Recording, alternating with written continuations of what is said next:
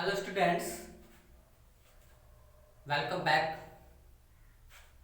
Today our topic is synthesis, and by using phrase and apposition, how will combine more than one sentence in a simple sentence. Okay.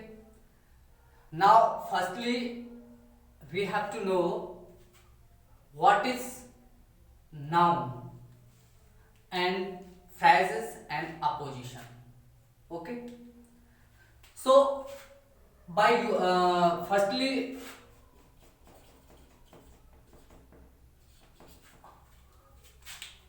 हमें जानना है कि noun क्या होता है, phrases क्या होते हैं, अपोजिशन क्या होता है. ठीक है, क्योंकि हम किसका प्रयोग करके हम एक सिंपल सेंटेंस बनाना है, हमें बनाना है बाय यूजिंग अ नाउन और फ्रेज इन अपोजिशन. ठीक है, यदि हमें इन तीनों का पता है, नाउन का, फ्रेज का, अपोजिशन का, तो हम इजीली इस टॉपिक को समझ सकते हैं.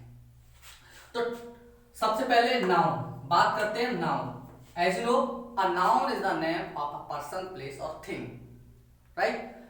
और हम कहें noun is a naming word, या नाउन क्या एक ऐसा शब्द होता है जो किसी का नाम लेता है, अर्थात नाम को बताता है. जैसे आगरा, राम, सीता, गीता, कुछ भी हो सकता है, राइट. लाइक दैट फ्रेज, वाक्यांश. ठीक है, वाक्यांश क्या होता है? A group of words without verb, यानी कि a group of words without verb, यानी कि शब्दों का एक ऐसा समूह जिसमें वर्ब ना होती हो, वो हमारा क्या कहलाएगा? फ्रेज कहलाएगा, राइट. एग्जाम्पल के लिए देख सकते हैं the capital of Uttar Pradesh. अब इसमें ये फ्रेज है, बहुत सारे वर्ड है और सारे वर्ड्स को मिलकर बना है एक फ्रेज.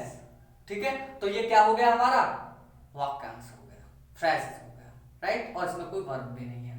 अब बात आती है अपोजिशन, जिसका अर्थ होता है पास पास रखना या समानाधिकरण.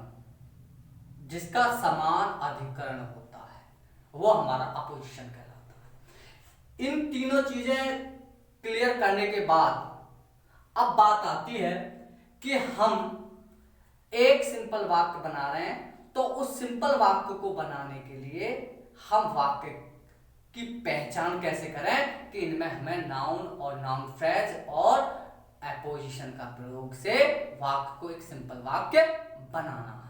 तो इसके लिए हम पहचान करेंगे कि दो या दो से अधिक वाक्य दे रखे होते हैं, लेकिन उन वाक्यों में एक ही कर्ता के बारे में बात होती है. यानी एक कर्ता दे रखा होगा, एक नाउन दे रखा होगा, और सारे के सारे दो या तीन जितने भी सेंटेंसेस दे रखे हैं उसी कर्ता के बारे में बात कर रहे होते हैं. तो जब बात एक ही कर्ता के बारे में हो रही होती है तो समझ लेना चाहिए कि हमें इसको सिंपल सेंटेंस बनाना है. और किसके प्रयोग से बनाना है? नाउन और नाउन फ्रेजेस और अपोजिशन. ठीक है, अब इसमें हमें एक बात ध्यान रखनी है कि जो नाउन होता है उस नाउन के पश्चात हमें कॉमा का प्रयोग करना होता है, और उसी के पास में हमें फ्रेज का प्रयोग करना है. और वो भी फ्रेज कौन सा आएगा? जो उस कर्ता के बारे में मुख्य बात बता रहा होगा, अर्थात उस कर्ता का समान अधिकार होगा, अर्थात उस पर अधिक अधिकरण होगा. उस हम फ्रेज को यहां पर लिखेंगे. ठीक है, तो एग्जांपल्स हम देखते हैं. जैसे मैंने एक वाक्य लिया, Delhi is the capital of, Delhi is an old city. Delhi एक प्राचीन शहर है. It's the capital of India, ये भारत की राजधानी है. ठीक है, तो अब हमें पता चल रहा है दिल्ली क्या है? नाउन हो गया. और एन ओल्ड सिटी, ये क्या हो गया? फ्रेज हो गया, वाक्यांश हो गया. It is the capital of India, और ये भी हमारा अदर शब्द हो गए. ठीक है, तो हमें नाउन मिल गया, नाउन फ्रेज मिल गया, अर्थात वाक्यांश हमें मिल गया. ठीक, जब ये दोनों चीजें मिल गई, अब हमें ये देखना है कि जो इसका समान अधिकरण है, क्योंकि इसका इस पर समान अधिकरण है, तो इसलिए हम इसको वाक्यांश को पहले लिखेंगे। और कैसे लिखेंगे देखेंगे। सबसे पहले नाउन लिखेंगे, मैंने पहले बताया था, तो दिल्ली, ठीक है, comma, an old city the capital of India, तो पहला आएगा हमारा ओल्ड सिटी, तो एन ओल्ड सिटी, कॉमा, फिर कॉमा का प्रयोग करेंगे। अब जो दूसरा वाक्य होगा उस दूसरे वाक्य को हम वर्ब के साथ एज इट लिख देंगे। इज द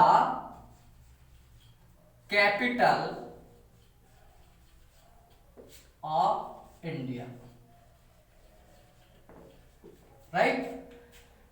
तो हमारा वाक्य बन गया Delhi is an old city, is the capital of India.